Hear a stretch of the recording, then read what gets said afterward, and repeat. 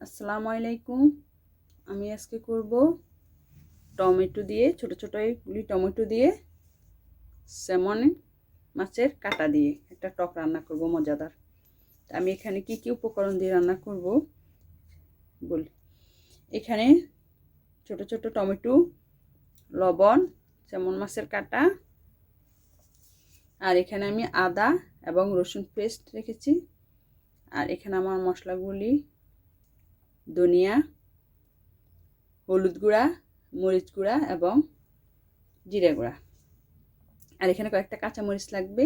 এখানে রসুন নিয়েছি আমি ভাগাড়ের জন্য, পেঁয়াজ আর ধনিয়া পাতা।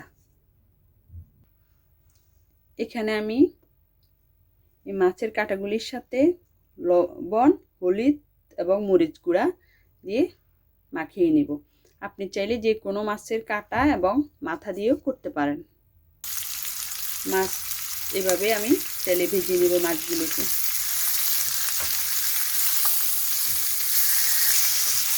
তেলে উঠিয়ে ভেজে নেব।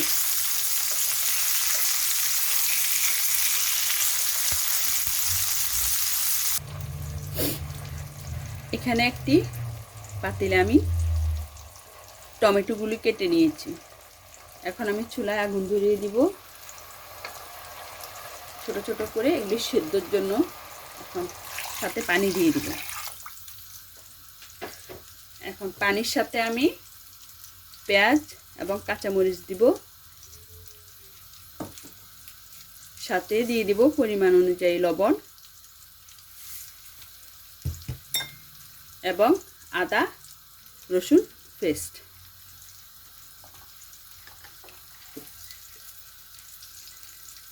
সাথে হলুদ দিব এবং মরিচ গুঁড়া।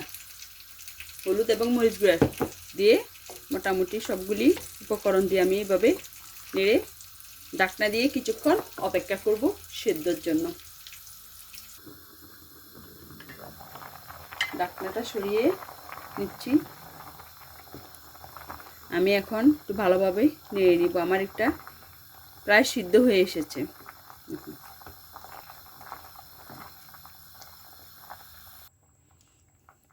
চুলার জাল কমিয়ে দিয়ে আপনি এটা দিয়ে এখন এভাবে গুটে নিতে পারেন, গুটনি দিয়ে, এরকম একটা গুটনি দিয়ে। কিন্তু আমি সবসময় যেটা করি, আজকে দেখাবো, আমি ব্লেন্ড করে ফেলি এভাবে।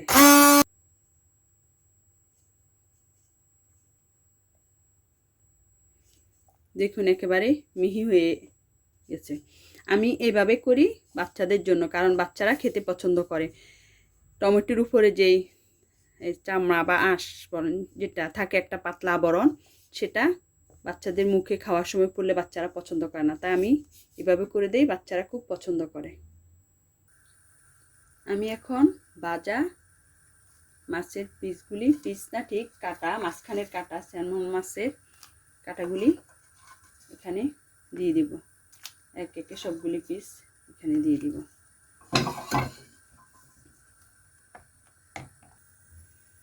সাথে আমি একটু লেবুর রস দিয়ে দিব আর একটু টক হওয়ার জন্য। আপনি চাইলে চালতা বা আমরা এভাবেও দিতে পারি। আমি এক এক সময় এক একটা দিই, কিন্তু এখন আমি লেবুর রস দিয়ে করব। আমি রসুন এবং তেল দিয়ে বাগার করেছি। এখন আমি বাগারটা দিয়ে দিব এখানে, দিয়ে ভালোভাবে আবারও নেড়ে নিচ্ছি। আমার রান্না মোটামুটি শেষ, প্রায় শেষের দিকে। আমার এই ভিডিওটি যদি ভালো লাগে প্লিজ লাইক দিবেন এবং শেয়ার করবেন। প্লিজ আমার চ্যানেলটি সাবস্ক্রাইব করবেন। শেষ একদম। আমি এখন ধনিয়া পাতা দিয়েছি, ধনিয়া পাতা দিয়ে তুলে নিব। আমার রান্না শেষ, খাওয়ার উপযোগী।